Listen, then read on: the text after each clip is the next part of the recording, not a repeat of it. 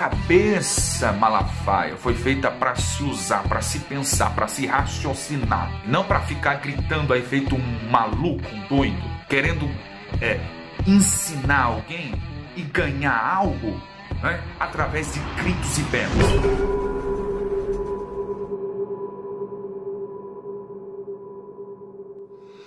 A minha pretensão com esse vídeo não é responder diretamente ou especificamente ao Silas Malafaia, até porque creio que ele não perderá tempo assistindo a um Zé Ninguém como eu, não é? Também não pretendo responder todos os argumentos usados por ele, porque na verdade foram argumentações tão fracas que até mesmo a minha sobrinha de 7 anos poderia muito bem contraditá-las. A minha pretensão também não é ser lacônico aqui nesse vídeo, nessa minha apologética, ok? Se você quer um vídeo relâmpago, vá procurar outra coisa para assistir ou fazer. A minha concentração aqui será nos textos bíblicos aleatórios, isolados pelo Malafaia, e fazer uma exegese, uma análise fria, minuciosa do texto. Essa é a minha pretensão, portanto eu não pretendo ser aqui sucinto, breve em minhas palavras. Se você quer algo breve, não assista esse vídeo, ok? Pois eu vou consubstanciar-me nos textos bíblicos que ele citou e dar aqui a exegese fiel e coerente, bíblica, de acordo com o contexto, ok? Um dos textos bíblicos usados pelo Silas Malafaia na pregação de semana passada, não é? Foi exatamente o texto da carta a Tito, capítulo 2, verso de número 11. E uma das primeiras argumentações usadas por ele foi exatamente assim: só com a graça de Deus eu elimino, eu derrubo a tese ou a teologia calvinista da predestinação. Eu derrubo a teologia calvinista da predestinação. Só com a graça. Ô Malafaia, vem cá. Deixa eu te fazer uma pergunta. Será que você já ouviu algum sermão de um calvinista algum dia? Estou falando de calvinista, tá? Eu não estou falando de pessoas aí que saem apregoando que é calvinista, mas na prática, ou quando chega diante de um arminiano, de um pelagiano, rejeita completamente. Não, eu estou falando de calvinista roxo, ok? Calvinista ferrenho, até debaixo d'água. Porventura você já ouviu algum sermão de um pastor ou de um pregador calvinista de fato? Ou você já leu alguma literatura calvinista? Porque, meu amigo, todos nós defendemos até os ossos a graça de Deus. A doutrina calvinista, ela gira em torno exatamente da graça de Deus, Malafaia. Acho que você está meio que por fora, está meio que desconhecendo o assunto. O que é que todos os calvinistas ao longo da história da igreja apregoavam, senão a graça, a misericórdia e a bondade de Deus? Você está meio desinformado. A tônica dada no calvinismo é exatamente na graça de Deus. O oposto do Senhor, não é? Que a tônica que é dada é exatamente no livre-arbítrio. E não vem aqui com blá blá blá de graça, porque não é assim. Na prática não é assim que funciona, seu hipócrita. Mas veja bem, um dos textos que ele usou foi a carta a Tito, capítulo 2, verso 11. Aliás, texto áureo usado por eles, né? Um deles, ok? O texto diz assim: porque a graça de Deus se há manifestado, trazendo salvação a todos os homens. O problema dos arminianos, ou melhor, dos pelagianos, não é? É pegar termos como mundo e todos relatados no texto bíblico e sempre dar um sentido como que ele significasse uma totalidade, uma completude. Esse é o problema. E alguns, inclusive algumas vezes, vão até lá no programa do Vejam Só e trazem, né, até uma livraria, uma biblioteca para refutar os calvinistas, e trazem grandes literaturas, e algumas até mesmo de calvinistas respeitados e reformados, né? E eles vão para dicionaristas, citam lexicógrafos, enciclopedistas. Deixa eu te dizer um negócio, isso é regra de hermenêutica.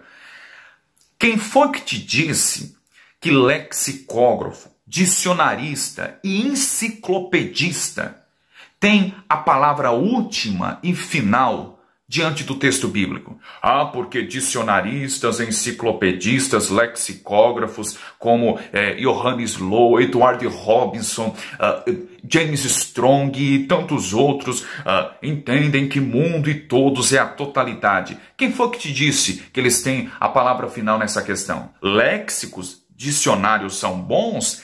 É claro que são muito úteis, proveitosos para o estudante das escrituras ou da teologia.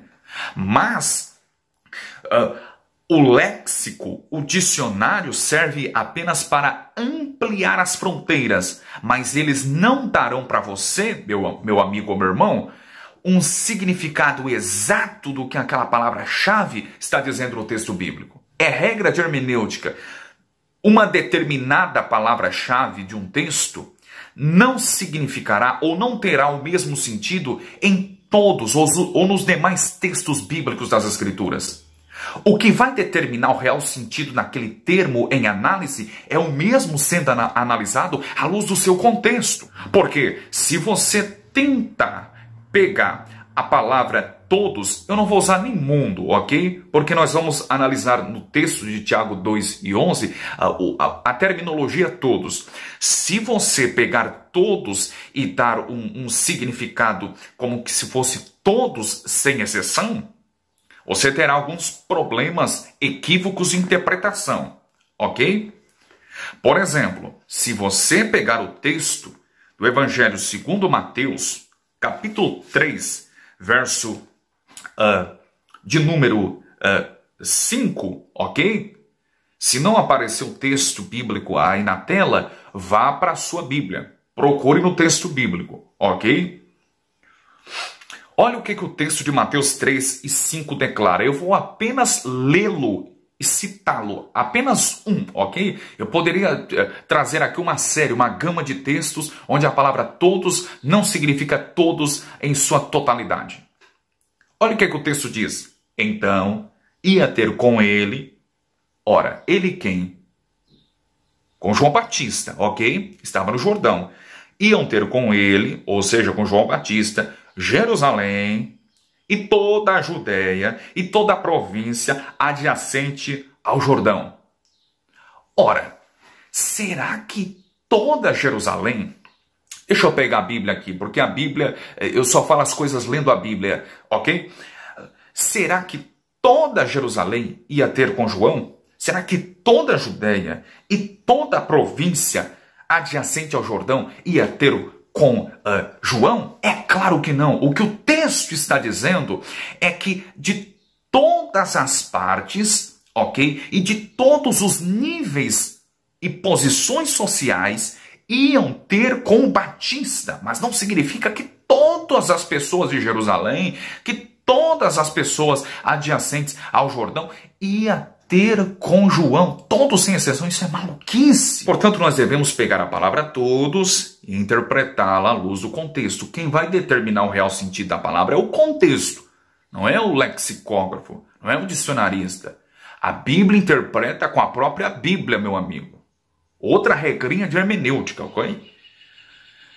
Vamos lá, o verso 11 nós vamos analisar. A graça de Deus se é manifestar trazendo salvação a todos os homens. Portanto, qual é a palavra-chave que nós pretendemos exaurir o significado aqui? É a palavra todos, ok? Eu gostaria de chamar a vossa atenção desde o verso 1 ao verso 10. Eu vou ler o texto.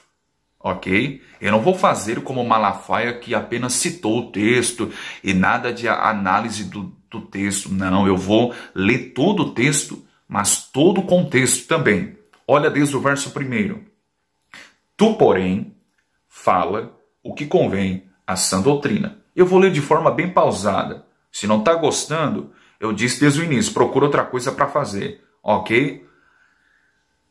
Tu, porém, fala o que convém à sã doutrina. Verso 2. Os velhos, ora, vai contando aí.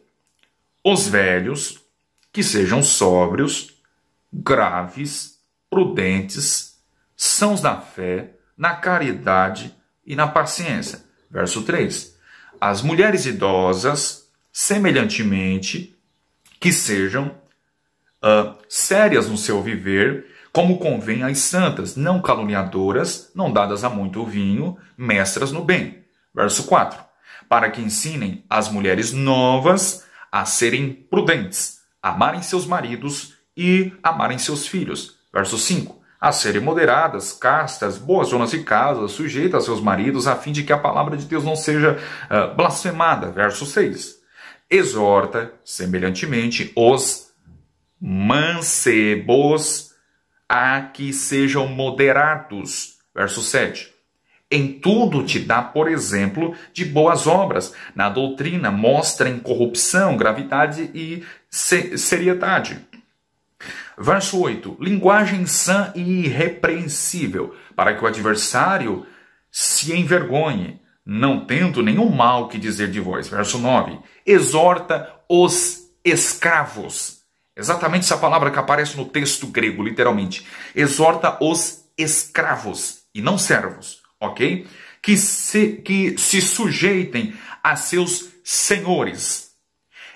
E em tudo agradem, não contradizendo. Verso 10. Não defraudando, antes mostrando toda a boa lealdade, para que em tudo sejam ornamento da doutrina de Deus, nosso Salvador. E aí chega o verso 11. Porque a graça de Deus se há manifestado, trazendo salvação a todos os homens. Ora, quem são todos os homens que a graça de Deus se manifestou, trazendo salvação? É todos, sem exceção? É claro que não. Desde o verso 1 ao verso 10, o todos é respondido de forma congruente, correta e exegeticamente irretocável e perfeita. Quem são os todos? São todas as classes de pessoas. São todas as classes de gentes. São todos, não todos sem exceção, mas todos sem distinção. Sem distinção de sexo ou de posição social. Percebe? No verso 2 fala dos velhos. No verso 3, das mulheres idosas. No verso 4, as mulheres novas. No verso 6, os mancebos. No verso 9, fala dos escravos e dos seus senhores. Por isso que eu falei para vocês contar. Portanto, quem são os todos? São todas as classes de gentes, sem distinção de sexo ou de posição social. É para eles que a graça de Deus se manifestou. Além disso, vamos continuar o texto, porque dos versos 12 ao 14, o texto não está falando para ímpios. O texto não está falando para todas as pessoas do mundo, mas o texto está se referindo aos cristãos. Olha o verso 12. Ensinando-nos que, renunciando à impiedade e às concupiscências mundanas, vivemos neste presente século, sóbria e justa e piamente, aguardando a bem-aventurada esperança e o aparecimento da glória do grande Deus e do nosso Senhor Jesus Cristo. 14. O qual se deu a si mesmo por nós. Ora, por nós quem? A cabeça Malafaia foi feita para se usar, para se pensar, para se raciocinar. E não para ficar gritando aí feito um maluco, um doido. Querendo ensinar alguém e ganhar algo, né, através de gritos e berros. Não. Devemos pensar no texto. Verso 14. O qual se deu a si mesmo. Por todos os homens? É claro que não. Por nós. Por nós quem? Pela igreja, pelos salvos, pelos cristãos, pelos eleitos que ele está tratando no contexto. Para nos remir de toda iniquidade e purificar para si um povo seu, especial, zeloso e de boas obras. Todas as pessoas do mundo é um povo especial, zeloso e de boas obras? todas as pessoas no mundo estão sendo remidas, estão sendo santificadas, estão deixando suas vidas de promiscuidade, de depravação, de libertinagem? É claro que não. O contexto trata também dos cristãos. Então, sintetizando, Tito 2:11, a graça de Deus se manifestou a todos os homens, significa todos sem distinção, todas as classes de pessoas, de acordo com os versos 1 ao 10. E dos versos 13 ao 14, Paulo está falando de cristãos e não de pessoas não cristãs que ainda estão vivendo na prática do pecado. O outro texto que fora usado pelo Silas Malafaia foi da carta aos Romanos, capítulo 11, verso de número 22.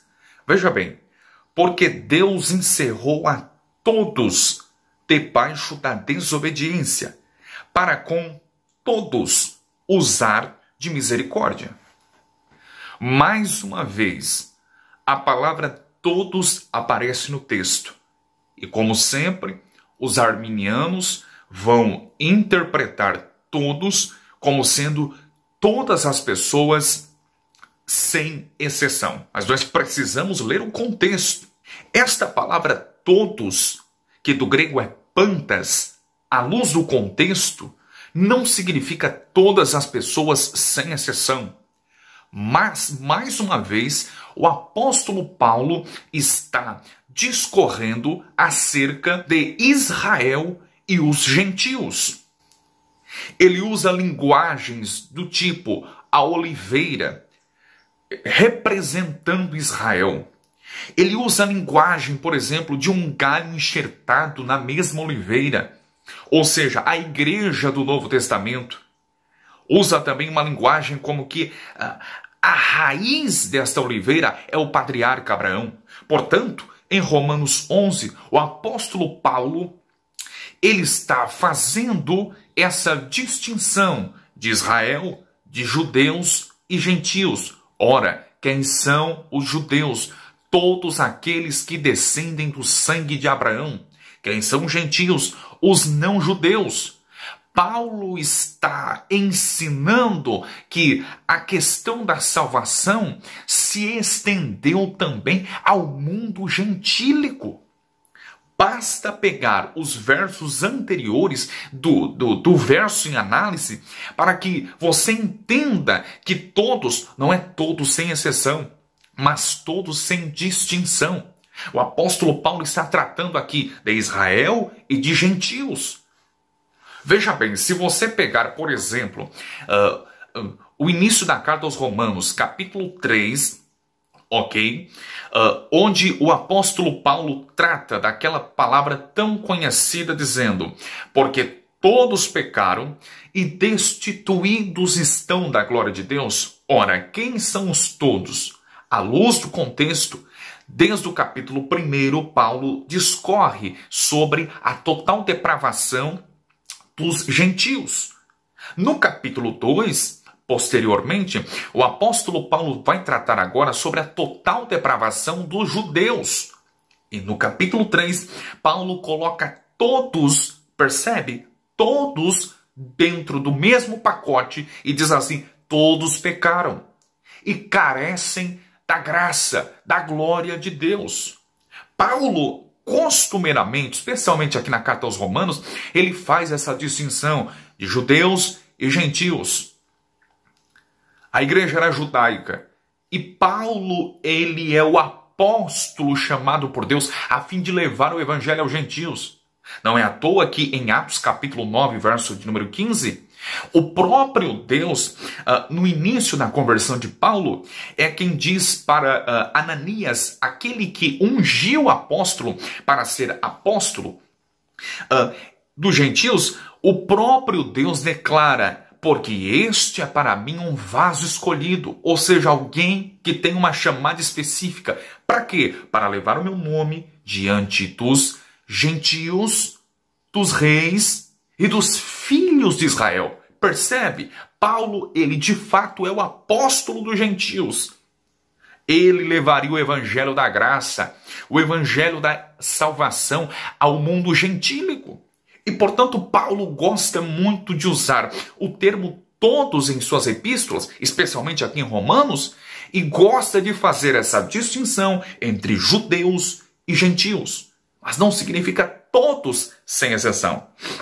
Além disso, voltando em Romanos 11, verso 32, porque não precisa sair muito aqui de Romanos 11, o apóstolo Paulo não usa, aqui no verso 32, ele não usa a expressão que Deus encerrou a todos debaixo da desobediência, e a ideia aqui de encerrar é a ideia de uma prisão, a ideia de um calabouço.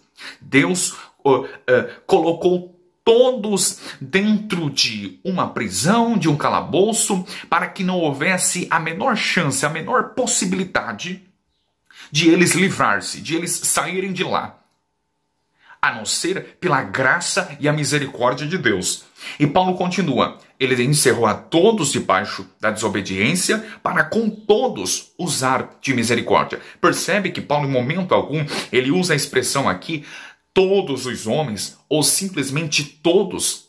Mas no texto grego, ele usa a expressão τους pantas, que significa literalmente os todos, que contextualmente, evidentemente, notoriamente, o contexto mostra-nos quem são os todos, τους pantas, judeus e gentios.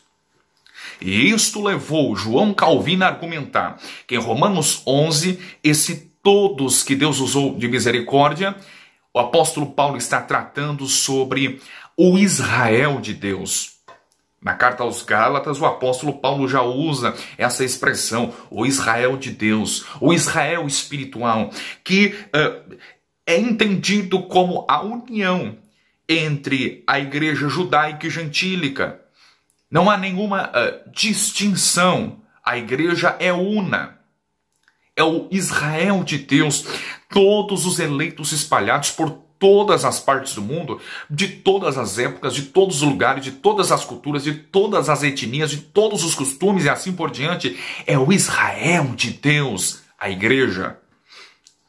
Percebe? Agora, para se ter coerência em Romanos 11:32, se de fato Deus usa para com todos de misericórdia, nós incorreremos na heresia chamada universalismo. Porque é muito coerente. Se ele usa para com todos de misericórdia, logo todos serão salvos. Logo todos herdarão a vida eterna. E isto iria contraditar todo o ensino geral das Escrituras que fala sobre o inferno e a punição eterna também.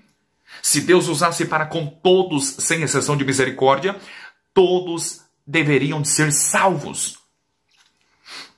Mas vamos continuando. Silas Malafaia cita mais um texto, Carta aos Gálatas, capítulo 3, verso 22. Mas a Escritura encerrou tudo debaixo do pecado, para que a promessa pela fé em Jesus Cristo fosse dada aos crentes. E aí ele argumentou, percebe, que a condição para ser salvo é através da fé. Se eu creio, eu sou salvo. Se eu não creio, eu não sou salvo. Percebe? Que a fé foi, a promessa pela fé em Jesus Cristo foi dada aos crentes. Bom, percebe que uma análise fria, simples, apenas do verso 22, é muito clara. Que a fé em Jesus Cristo foi dada.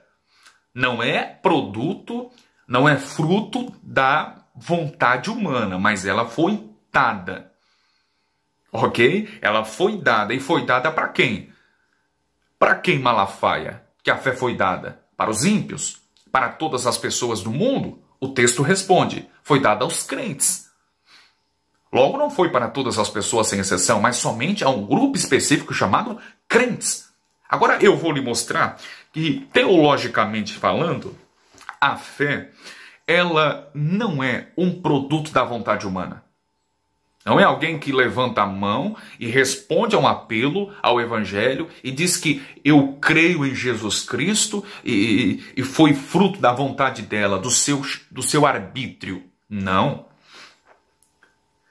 A fé, segundo as Escrituras, ela é resultado da vontade e da graça de Deus. Vamos para a Bíblia. Carta aos Efésios, capítulo 2, verso de número 8.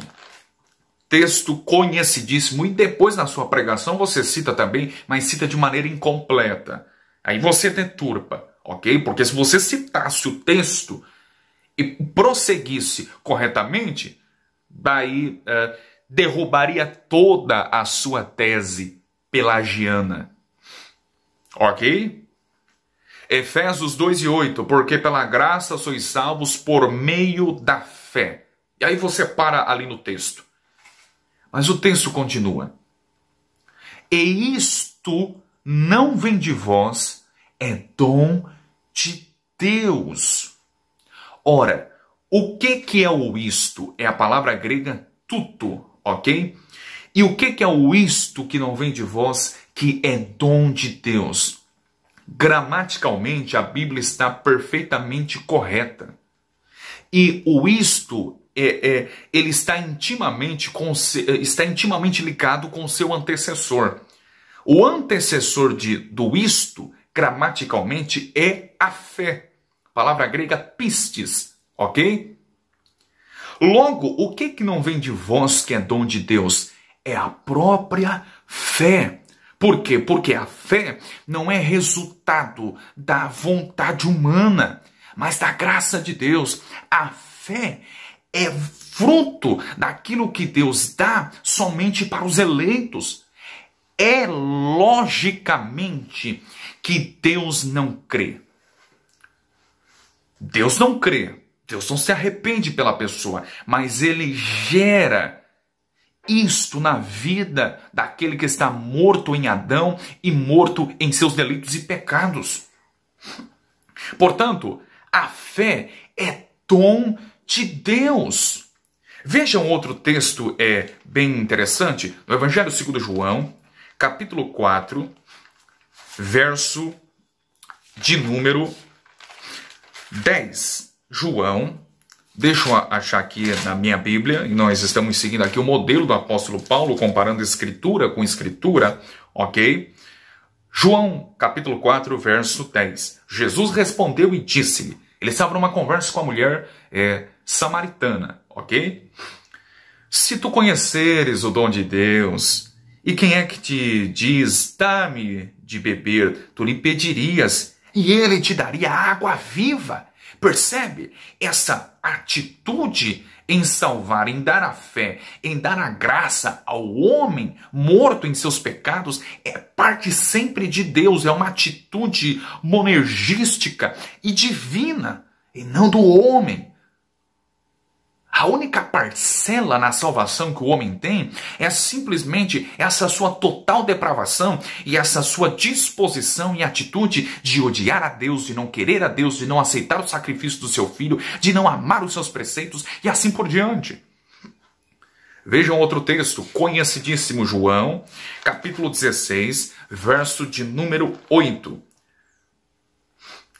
Jesus vai declarar exatamente essas palavras. E quando ele vier, ora, ele quem? O Espírito Santo, ok? Quando ele vier, convencerá o mundo do pecado, da justiça e do juízo. Ele convencerá do pecado. Ora, que pecado é este? O contexto responde, o verso posterior é o verso 9. Do pecado, porque não creem em mim.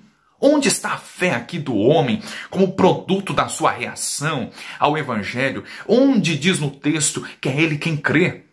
O texto é muito claro. Do pecado, porque não creem em mim. O pecado é o pecado da incredulidade. É preciso o Espírito convencer o pecador dos seus pecados, de modo que ele morto, ele recebe a fé para crer no sacrifício do Filho de Deus. Quer ver mais um texto? Primeira carta a Timóteo, capítulo de número 1. Vamos conferir. Confira na sua Bíblia, por gentileza. Primeira carta a Timóteo, capítulo de número 1. Olha que texto interessante. Segunda carta a Timóteo, capítulo 2, versos de números 25 e 26. instruindo com mansidão aos que resistem, a ver se, porventura, Deus lhes dará arrependimento. Percebe? É Deus quem vai dar o arrependimento, para conhecerem a verdade. Verso 26, e tornando a despertar, desprendendo-se dos laços do diabo, em que a vontade dele estão presos. O homem está preso, ele não consegue decidir por conta própria. A chamada graça preveniente, que é tão ensinado dentro do arminianismo, não condiz, não se harmoniza com o ensino geral da palavra de Deus. Deus é quem produz a fé, Deus é quem produz o arrependimento. Porque as pessoas estão presas, primeiro ao seu pecado, porque são escravos. Depois, com base nesse texto, nas correntes de Satanás. É aquela ilustração que Martim Lutero fez, que o homem ele é muito bem representado por uma mula, por um animal de carga, em que a vontade está presa ao seu patrão, ao seu dono, ao seu senhor. Existe um cavaleiro que não quer que este animal de carga conheça a verdade. O cavaleiro é Satanás. Mas é necessário que um outro cavaleiro intervenha na história. E este cavaleiro agora é o próprio Cristo. É Cristo quem traz essa liberdade. É Cristo quem nos liberta das correntes. É Deus que promove o arrependimento e a fé. O texto é muito claro nesse sentido, meus irmãos. Ele é muito claro. Um outro texto que foi utilizado pelo Silas Malafaia, esse texto é texto clássico, é texto áureo. Aliás, ele mesmo falou, não é? Usado pelos arminianos. Os arminianos gostam de bater na tecla dizendo que Romanos 9 é o carro-chefe, né, dos calvinistas. Pois bem, João 3,16 é o carro-chefe dos arminianos. Eles sempre vão usar esse texto. João 3,16. Eu não preciso nem citar o texto, porque você conhece de cor e salteado. Mas percebe que, à luz do contexto, nós devemos de fazer algumas perguntinhas. Ora, com quem Jesus estava conversando em João 3? Muito simples, é só ler o contexto. Ele estava conversando com Nicodemos, um assunto teológico. Ora, quem era Nicodemos? Nicodemos era um fariseu, um conhecedor profícuo das Escrituras. Ele era mestre. Ora, quem eram os fariseus? Os fariseus eram os separatistas. Era uma seita religiosa dos tempos de Jesus que se separavam não apenas dos próprios israelitas, mas também dos outros povos por se acharem os melhores e os mais dignos de salvação. Eles eram a nação privilegiada, a nação eleita. Não é à toa que a palavra fariseu significa os que se separam. A salvação é só para nós. E eles tinham uma certa razão, pois em Deuteronômio 7, 7 a 8, Deus já havia declarado que escolheu Israel não porque eram melhores e maiores do que os outros povos que os ladeavam, porque não eram. E o texto diz lá em Deuteronômio 7, 7 a 8, que Deus os escolheu simplesmente porque os amou. Então Israel, a nação hebreia, se estribava dentro dessa questão. Somos a nação privilegiada, somos os salvos. E aí Jesus continua na conversa dizendo, Nicodemos, você é fariseu, ok, é judeu, mas Deus amou o mundo de tal maneira.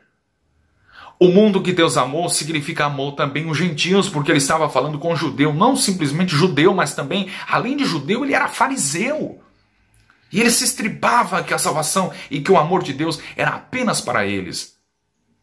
E Jesus fez Nicodemos, Jesus, o Deus encarnado, fez Nicodemos, ou queria fazer que Nicodemos entendesse que a salvação também estende-se ao mundo gentílico.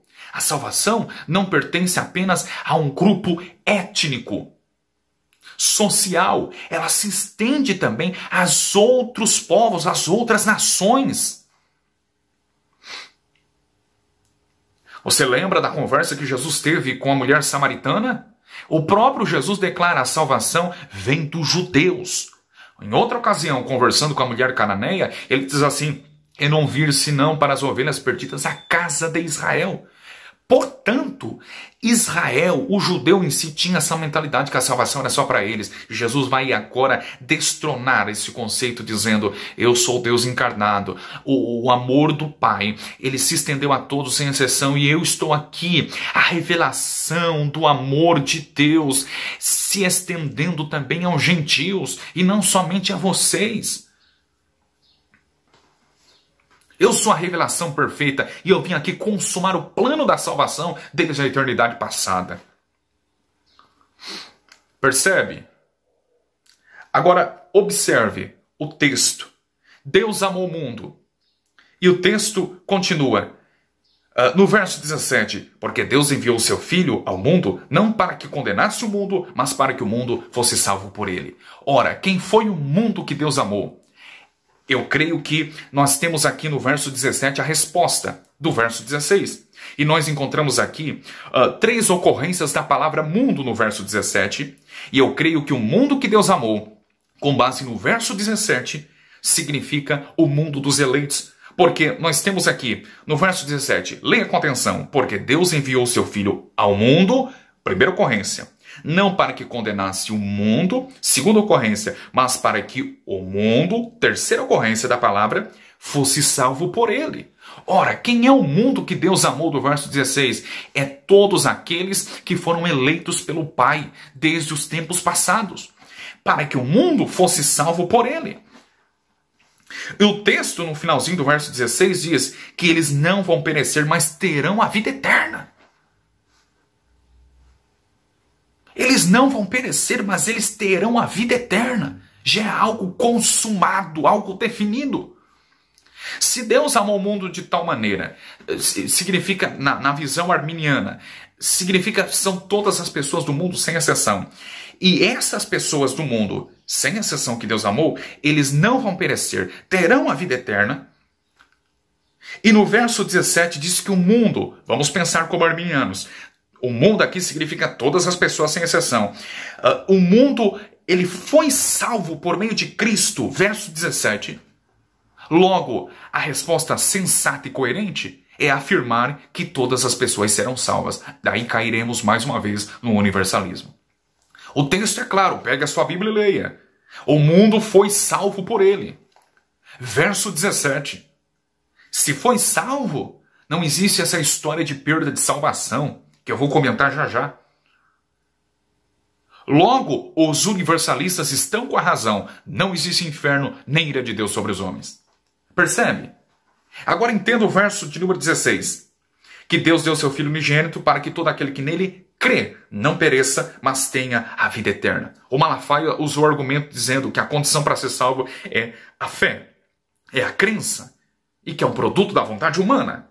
Mas o texto diz assim, para que todo aquele que nele crê não pereça, mas tenha a vida eterna. Ora, nós vimos, com base em alguns textos, que a fé é um produto da vontade soberana de Deus. E o texto diz, para todo aquele que nele crê, não pereça, mas tenha a vida eterna. E a pergunta que eu faço para o Silas Malafaia, e quem é que crê? Quem são as pessoas que crerão na oferta do Evangelho? Atos 13, verso 48, dá-nos a resposta.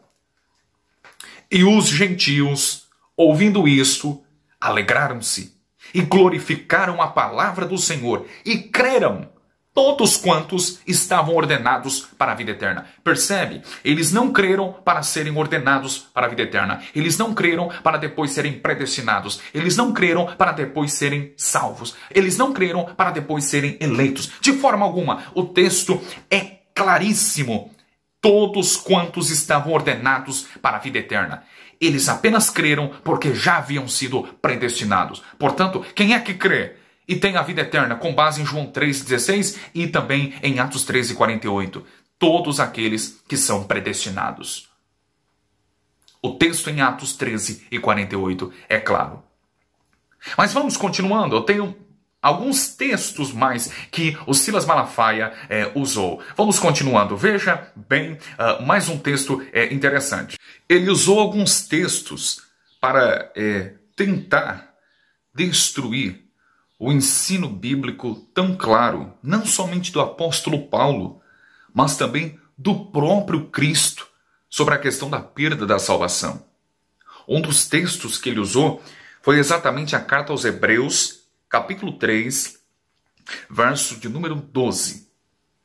Vede, irmãos, que nunca haja em qualquer um de vós um coração mau e infiel para se apartar do Deus vivo. O texto da carta aos Hebreus 3 e 12 não está falando em perda de salvação em hipótese alguma, porque isso iria contraditar todo o ensino geral das Escrituras, tratando da nossa salvação como algo seguro na pessoa de Cristo. Mas você deve de atentar e entender o contexto geral da carta aos Hebreus. Bom, inicialmente, a carta aos Hebreus foi destinada especificamente aos hebreus. Percebe? Carta aos Hebreus, portanto, fora destinada especificamente para eles. E naquele contexto, quando a carta estava sendo escrita, era num contexto de muita perseguição, de perseguição ferrenha contra a igreja do primeiro século. De modo que muitos estavam afastando-se do evangelho, saindo do cristianismo e voltando para o judaísmo, para suas práticas judaizantes, legalistas, moralistas e assim por diante. De modo que sair do cristianismo naqueles dias e voltar para o judaísmo por causa de ferrenha perseguição, e apenas um adendo aqui, não pensem, senhores, que a perseguição aos primeiros cristãos fora promulgada e disseminada pelos romanos. Não, a perseguição primeiro foi trazida à tona entre os próprios judeus ali, entre os judeus cristãos que eram perseguidos pelos judeus não cristãos, ou seja, os seus próprios compatriotas, os seus próprios contemporâneos que os perseguiam. Não foram os romanos inicialmente, mas sim os próprios judeus não cristãos perseguiam os judeus cristãos. Muitos familiares foram perseguidos e eram perseguidos pelos seus parentes judeus não cristãos. E aí você entende que muitos estavam deixando de congregar. Nesta mesma carta aos Hebreus, o escritor sacro diz assim: não façamos como alguns que têm por costume, que deixando de congregar. Por que eles estavam deixando de congregar? Por causa desse contexto de ferrenha perseguição. E, portanto, muitos estavam saindo do cristianismo e voltando para o judaísmo por causa de extrema e ferrenha perseguição contra a igreja. E, por consequente, deixar o cristianismo e voltar para as práticas judaizantes legalistas seria chamar Jesus de anátema. Seria o mesmo que chamar de Jesus de maldito, de amaldiçoá-lo.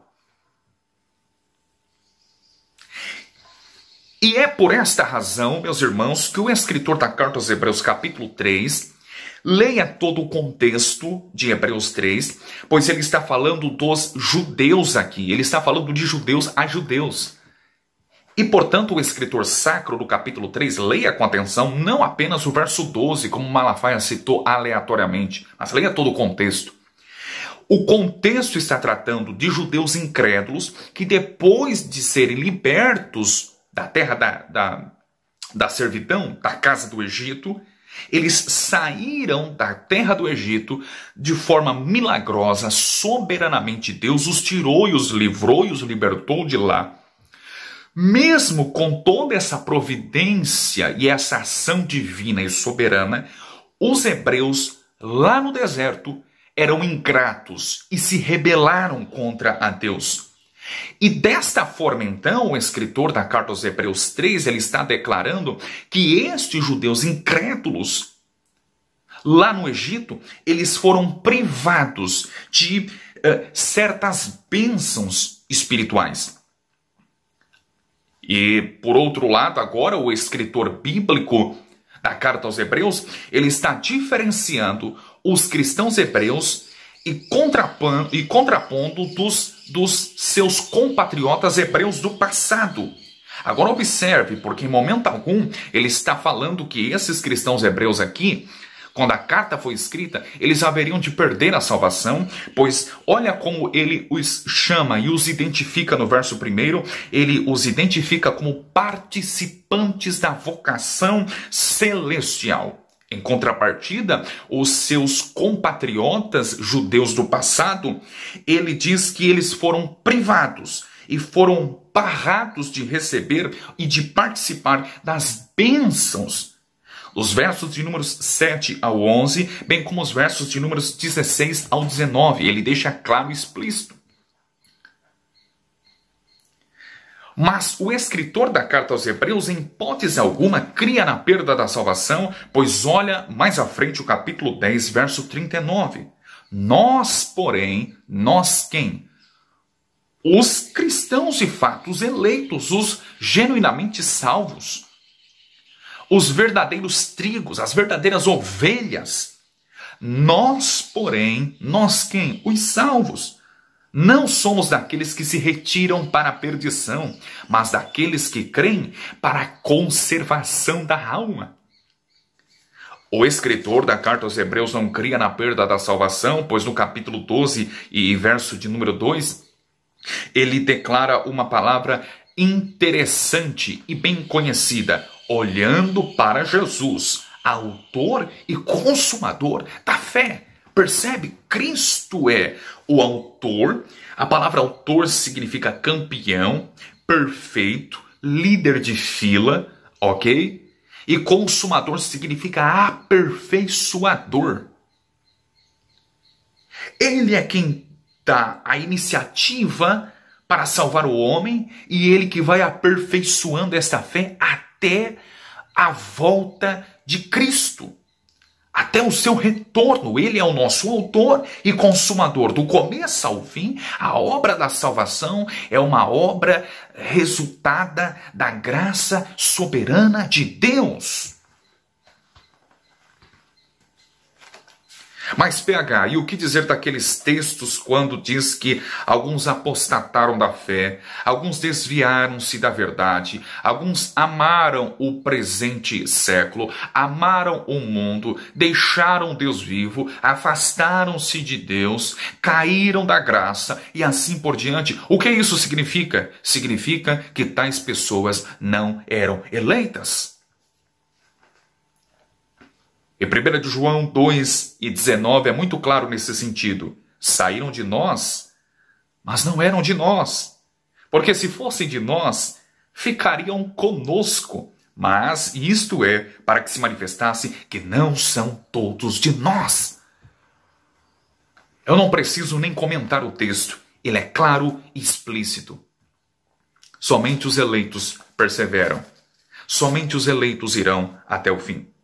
Um outro texto usado por ele para tentar ensinar a perda de salvação foi em Romanos capítulo 11, versos 21 e 22. Diz assim: porque se Deus não poupou os ramos naturais, teme que te não poupe a ti também. Verso 22. Considera, pois, a bondade e a severidade de Deus. Para com os que caíram, severidade, mas para contigo a benignidade de Deus. Se permaneceres na sua benignidade, de outra maneira também tu serás cortado. Esse texto indica a perda de salvação? É claro que não. Vamos para o contexto. A palavra cortado do verso 22 aqui, segundo o lexicógrafo Edward Robinson, é uma palavra grega ekopto, ok? Ekopto, que significa golpear fora, cortar fora. Esta palavra aqui, em Romanos 11, 22, ekopto, tem o mesmo sentido de uma palavra que Jesus usou, por exemplo, em Mateus 5 e 30 e 18 e 8, onde Jesus fala de um membro que tem que ser amputado do corpo, cortado, tirado fora, para, se porventura quiser entrar no reino dos céus. Tem o mesmo sentido aqui. E esta palavra grega, ekopto, cortar fora, golpear fora, tirar fora, pode ter sentido tanto um sentido temporal, significa literalmente morte física, tanto um sentido material, significa a exclusão de bênçãos materiais, ou pode também ter um sentido de algo espiritual, ou seja, a excomunhão e exclusão da igreja, da família de Deus, que pode ter o mesmo sentido de 1 de Coríntios capítulo 5, aquele rapaz que dormia com a própria mulher de seu pai, e portanto Paulo diz para excluí-lo daquela comunidade cristã. Note que a questão ali, o que está em jogo, não é a salvação do rapaz, porque no verso de número 5, o apóstolo Paulo não crê que ele perderá a sua salvação. Ele não crê que aquele rapaz de fato perderá a sua salvação, mas existe a possibilidade de ser ele excluído da igreja, contudo não perderia a salvação. O contexto em 1 Coríntios é muito claro, e Paulo usa a expressão para que seja salvo no dia de Cristo.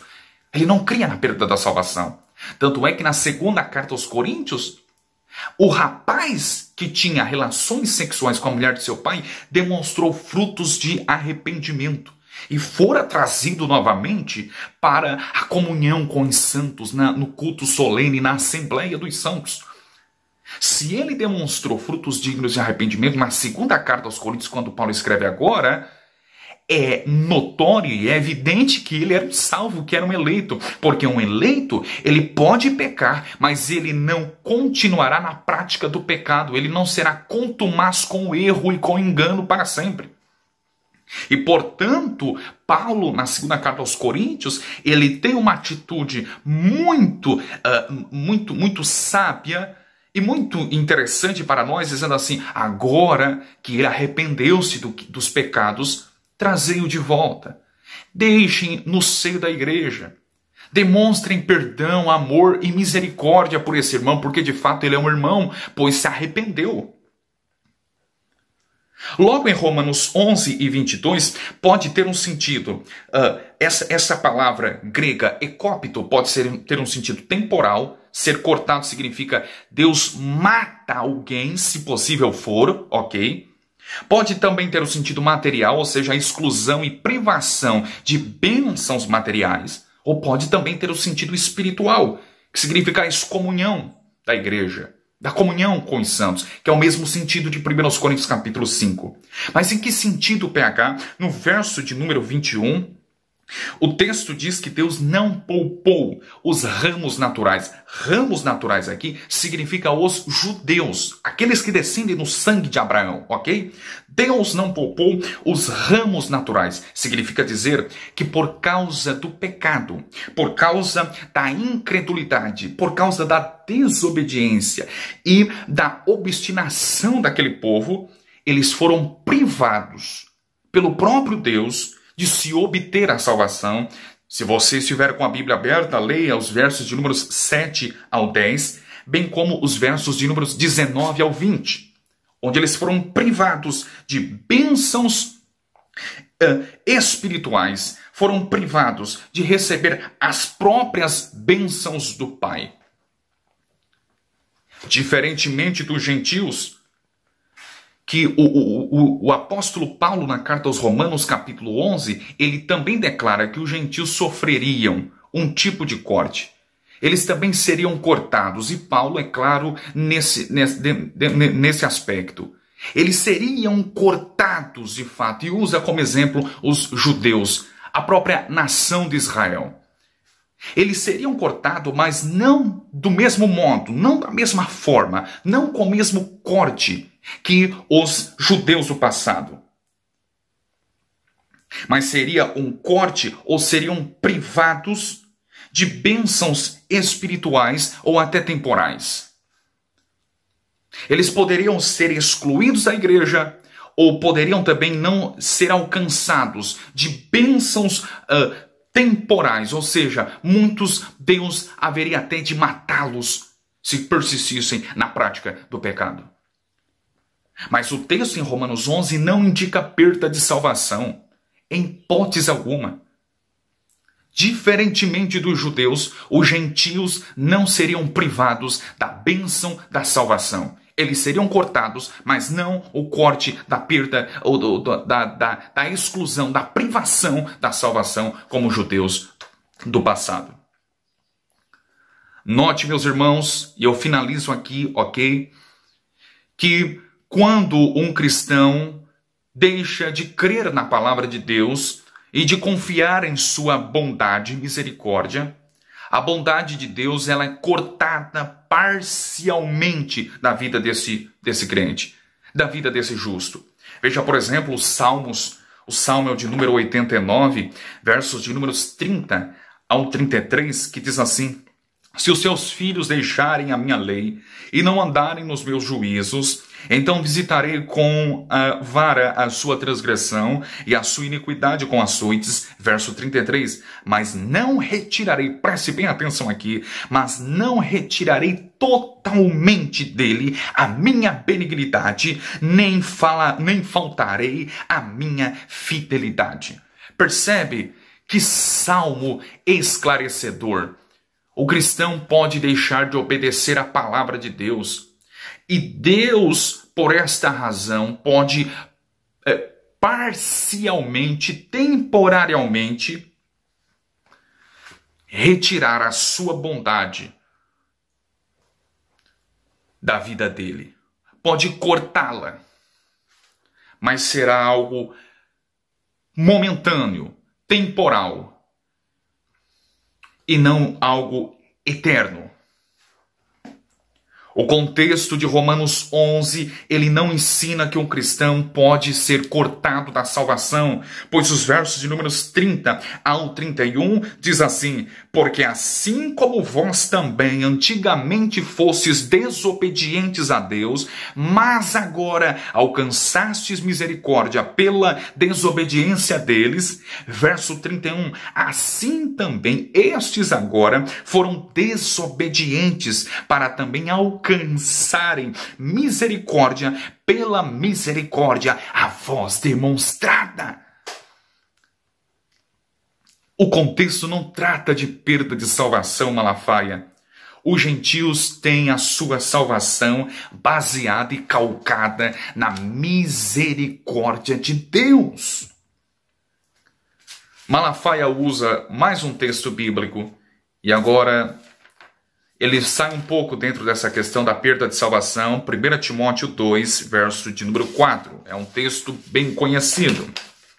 O texto diz assim, que o desejo de Deus é que todos os homens se salvem e venham ao pleno conhecimento da verdade. E agora, PH? O texto quer dizer exatamente isso. Paulo quer dizer exatamente isto. Deus deseja que todos sejam salvos. A palavra grega para deseja, no verso 4, é a palavra grega tele, que significa aquilo que Deus gosta, aquilo que Deus tem prazer, aquilo que Deus ama. O calvinismo não ensina que Deus tem prazer na morte do ímpio. Muito pelo contrário, em Ezequiel 33, verso de número 11, o próprio Deus declara que não tem prazer na morte do ímpio, mas que ele se arrependa e que se converta. Deus não deseja, ou Deus não tem prazer na morte do ímpio, na morte do pecador, mas este desejo de Deus não significa que Deus não determina e não quer a morte do pecador. Deixe-me explicar melhor. Quando eu olho para as páginas da palavra de Deus, eu entendo que nós devemos de fazer essa distinção entre o que Deus gostaria de ver acontecendo, ok? E aquilo que Ele quer realmente que aconteça. Ok? Devemos de fazer essa distinção entre o que Deus gostaria de ver acontecendo e o que Ele quer que realmente aconteça. Vamos começar pelo texto de Atos, capítulo 2, verso de número 23. Confira na sua Bíblia. Atos, capítulo 2, verso de número 23. a este que foi entregue pelo determinado conselho e presciência de Deus, tomando-o vós, o crucificastes e matastes pelas mãos de injustos. A traição de Judas foi algo pecaminoso. A traição de Judas foi algo moralmente mau, errado, incorreto. É evidente que Satanás teve uma participação por detrás de tudo isso. Mas Judas foi culpado. Judas é responsável por tudo aquilo que ele maquinou. Mas o texto bíblico diz que Cristo foi entregue pelo determinado conselho e presciência de Deus. Assassinar alguém, assassinar um inocente, é errado. E foi exatamente isso que Deus fez com seu filho na cruz. Ele puniu, através da sua justa ira, o seu filho. Ele assassinou um justo. E lá no Decálogo, em Êxodo 20, ele declara: não assassinarás. Deus determina aquilo que ele mesmo proíbe. E agora explica isso. Deus decretou que seu filho morresse. Deus decretou que eles deveriam de matar o seu filho. Foi algo errado. Mas existe aquilo que Deus gostaria de ver acontecendo e aquilo que Ele quer que realmente aconteça. É evidente que Deus não queria que seu filho fosse morto, fosse sacrificado. Mas Ele determinou, com base em sua sabedoria, com base em sua soberania e assim por diante, porque tinha um propósito específico. Agora veja o capítulo 4, ainda do livro de Atos, versos de números 26 e 27, que passarei a ler, diz assim. Atos, capítulo 4, versos de números 27 e 28. Porque verdadeiramente contra o teu santo filho Jesus, que tu ungiste, se ajuntaram, não só Herodes, mas Pôncio Pilatos, com os gentios e os povos de Israel. Sabe o que é isso aqui? É responsabilidade humana. Eles se levantaram. Herodes, Pôncio Pilatos, os gentios e os povos de Israel. Agora olha o verso 28. Para fazerem tudo o que a tua mão e o teu conselho tinham anteriormente determinado que se havia de fazer. Sabe o que é isso no verso 28? Soberania exaustiva divina. No verso 27, há responsabilidade humana, mas no verso 28, há um decreto soberano de Deus. Como explicar? Eu não consigo explicar. Deus deseja em um sentido, enquanto que no outro sentido ele não deseja. Observe mais um texto bíblico no livro do Apocalipse, e eu finalizo aqui, capítulo 17, verso de número 14. Apocalipse, capítulo 17, verso de número 14.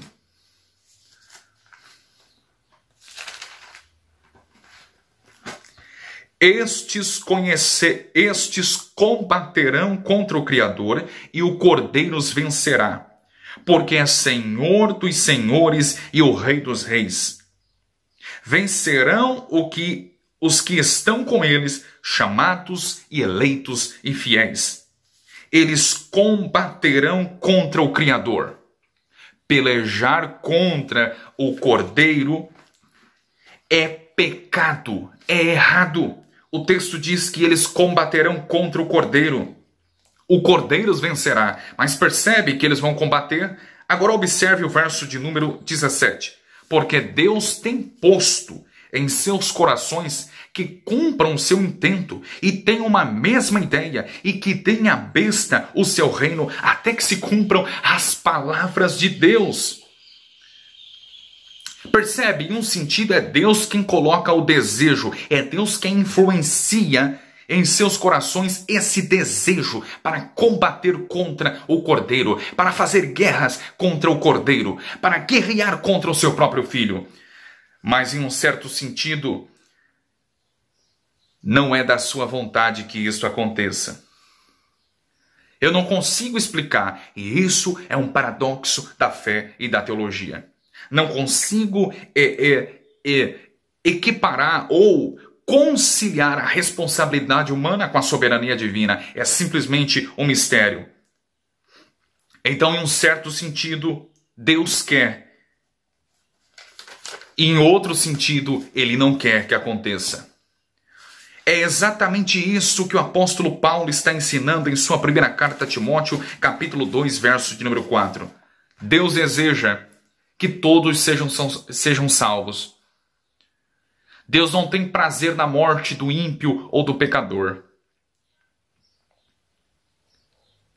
Mas é preciso que os seus propósitos eternos, os seus decretos, os seus desígnios e a sua vontade soberana seja concretizada, seja cumprida, seja realizada, seja feita. Devemos fazer a distinção entre aquilo que Deus gostaria de ver que acontecesse de fato e aquilo que Ele realmente quer que aconteça. Como explicar isso? Não sei. E eu não quero aqui bancar o advogado de Deus. Você argumenta dizendo que Deus é esse? Esse é um Deus injusto. Eu não creio nele. E eu lhe pergunto, e daí?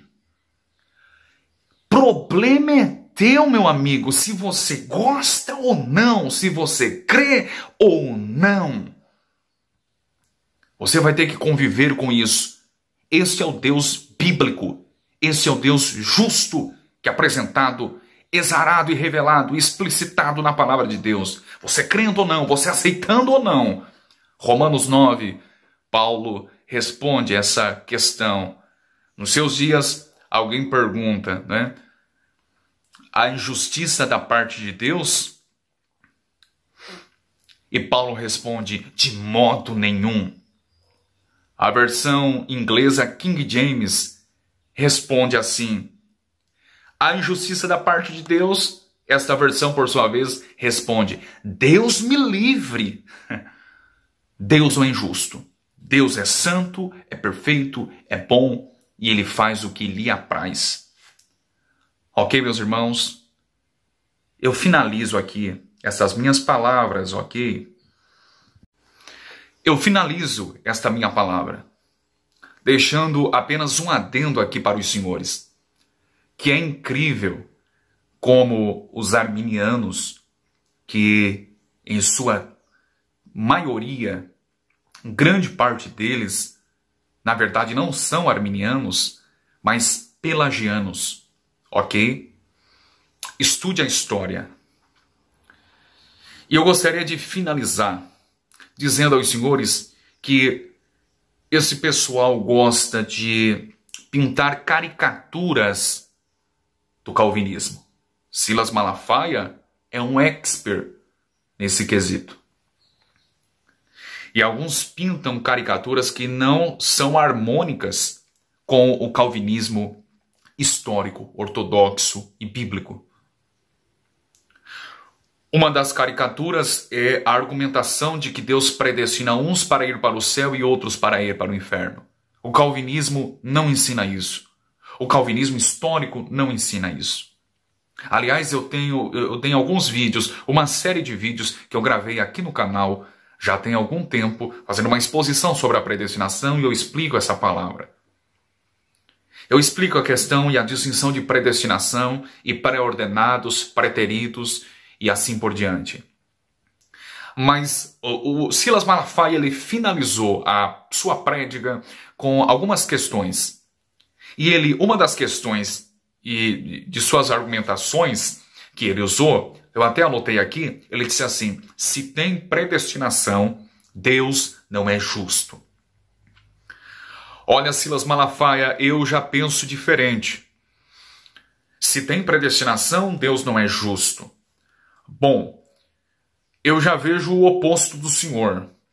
Eu vejo que, com base na visão arminiana, que ensina que os arminianos não negam a predestinação, mas o problema é que eles vão bater na tecla da chamada presciência de Deus. E nós cremos também.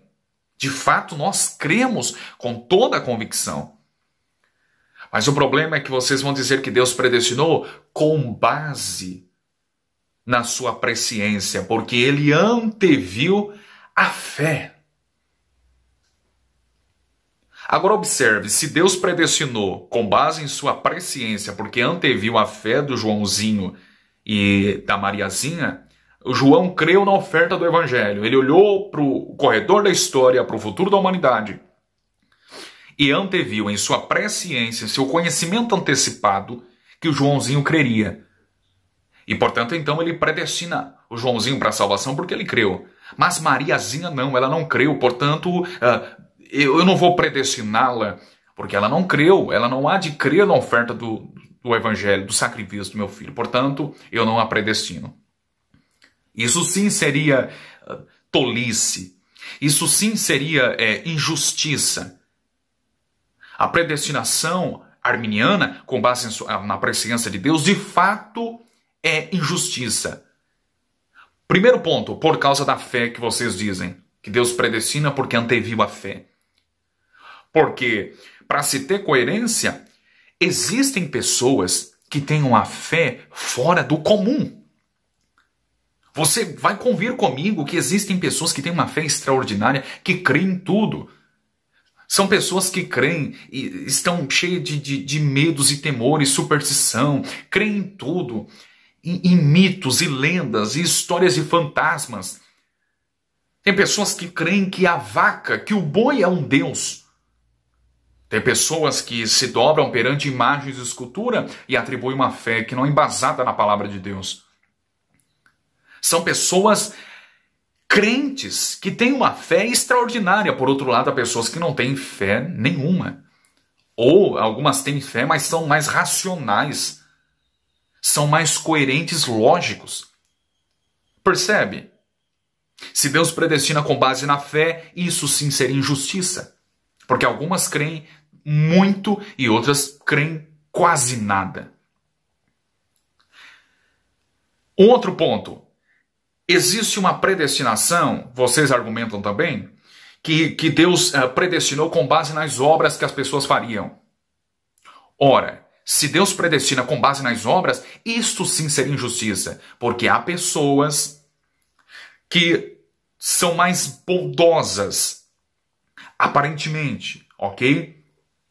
Que têm propensão em ajudar os pobres, moradores de ruas, uma senhora atravessar a rua e assim por diante. E o que dizer das pessoas que já nasceram em contextos, em lares onde tiveram todo o apoio da família, tiveram a educação dos pais, tiveram o amor da mãe, a liderança do pai, uma educação fora do comum, tiveram tudo do bom e do melhor quando cresceram, quando na infância foram amados.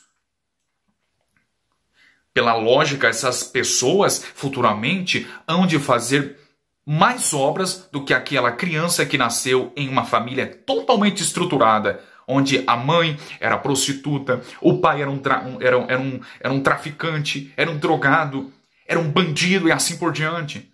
A propensão é de que esse menino ou que essa menina cresça e tenha ódio, repugnância dentro de si, primeiro para com a sua família, segundo para com os outros.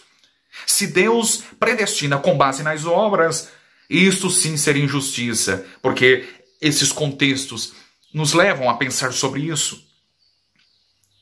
Existem pessoas que são mais propensas em ajudar, em fazer obras de caridade, enquanto outras não, por causa do passado, e as circunstâncias o levaram a ter esse ódio e essa repugnância. Agora, um outro argumento que o Malafaia usou foi o seguinte: se tem predestinação, o sacrifício de Cristo é tolo. Malafaia percebe que seus argumentos viram contra o Senhor e contra o sistema que você defende? Se tem predestinação, o sacrifício de Cristo é tolo. Bom, eu penso o oposto. Porque se Deus salvou todas as pessoas sem exceção, se Jesus morreu por todas as pessoas sem exceção, aí sim o sacrifício de Cristo na cruz seria tolo. Seria em vão, seria inútil, seria uma verdadeira tolice. Veja bem, Jesus morre na cruz por todas as pessoas do mundo sem exceção, Mas essa salvação e esse sacrifício não garante absolutamente nada. Ele morre por Mariazinha, que de fato ela creu na oferta do evangelho, ela fez boas obras, seguindo a linha de raciocínio do Senhor. Ela creu, ela fez boas obras, portanto Jesus morreu por ela. Mas mesmo assim ele morreu por Joãozinho, que seria uma pessoa que não teria fé nenhuma, que seria uma pessoa que não demonstraria boas obras nenhuma, que seria uma pessoa ruim, extremamente de caráter mau. Mas mesmo assim ele morreu, conforme a sua presciência, sabendo de tudo isso, sabendo que ele não aceitaria a oferta do evangelho. Mesmo assim, ele não creria. E aí Jesus foi lá e morreu por Joãozinho. Percebe? Isso sim seria tolice. Além disso, seria tolice também, porque além de Deus punir o pecado do Joãozinho em seu filho, a saber, Cristo, além de punir a sua santa e justa ira em seu filho, ele puniria o Joãozinho no inferno eternamente. Percebe? Isso sim seria tolice. Ele pune em seu filho o seu furor, a sua ira, mas ele também pune naquele pecador que vai até o túmulo negando o sacrifício do seu filho e que não quer desfrutar da graça de Deus. Ele vai punir uma segunda vez no inferno por toda a eternidade esse pecador. Isso sim seria tolice. Não tem a menor congruência. Vamos supor que eu tenho um amigo, um colega, e eu soube que ele cometeu um crime bárbaro, um estupro, um assassinato, e portanto ele foi parar agora diante do juiz. O juiz bate o martelo e diz que para ele ser liberto tem que pagar tanto, a fiança, ok? Enquanto ninguém se prontificar em pagar a fiança, ele vai apodrecer, vai mofar na cadeia. E aí você ouve a notícia e diz para sua esposa: eu vou lá pagar a fiança do meu amigo, eu preciso tirá-lo de lá. Mas ele é um bandido, ele é um assassino, mas eu vou tirá-lo de lá. Ele vai, paga a fiança, mas a dívida foi quitada, mas o colega continua preso. Aí você chega em casa, ou eu chego em casa, não é? Como eu já havia anteriormente ilustrado, e a minha esposa pergunta: e o que que deu? O amigo foi liberto, conseguiu tirá-lo de lá? Olha, eu paguei a fiança, está tudo quitado, não tem nenhuma culpa sobre ele, mas ele continuou preso. Ela vai dizer para mim: tá maluco? Isso não faz o menor sentido. Portanto, se não tem predestinação, Malafaia, aí sim seria o sacrifício de Cristo uma tolice. Ele morre por todos sem exceção, ele paga a dívida do pecado que estava sobre nós. Temos liberdade agora em Cristo, mas ele não nos tirou da prisão. Percebe que isso sim seria tolice. Nós somos livres em Cristo, Cristo morreu, Cristo quitou a dívida do pecado que era contra nós, mas nós continuamos presos. Isso não faz o menor sentido. Isso sim seria uma verdadeira tolice. Que Deus tenha misericórdia de você, Malafaia. A minha oração não é que Deus abra seus olhos, não. A minha oração é que a justa ira de Deus venha sobre o Senhor. E que seja breve. Ok? Eu não vou passar atestado de hipócrita aqui e demonstrar uma certa piedade falsa, porque você deturpa a palavra de Deus. A sua doutrina é a doutrina de demônios. E a minha oração é que a ira de Deus venha sobre ti. Ok?